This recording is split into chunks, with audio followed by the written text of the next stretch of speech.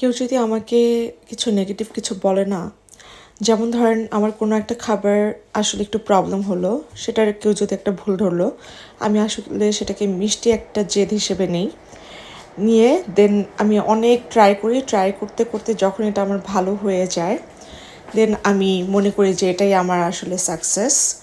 So আমি plane cake বানাচ্ছিলাম। So আজকের প্লেন কেকে আমি আসলে কোনো মেজারমেন্ট করে কোনো কিছু করিনি। 4টা ডিমে আমি আমার আন্দাজ মতো ময়দা দিয়েছি, কারণ ওই 1 কাপ 2 কাপ এভাবে বলে, কিন্তু আমি আসলে এভাবে করিনি, একটু ট্রিক্স খাটিয়ে করলাম।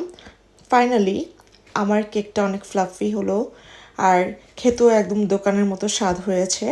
আর এই যে একটু সাইডে পোড়া পোড়া দেখতে পাচ্ছেন, এটা দেখবেন যে দোকানের কেকগুলোতে একটু এরকম থাকে। সো আমি ওইভাবে ট্রাই করলাম। So finally my cake is ready and it's ready to eat. আজকে কেক বানিয়ে আমি খুবই খুবই খুবই হ্যাপি। Thanks for watching.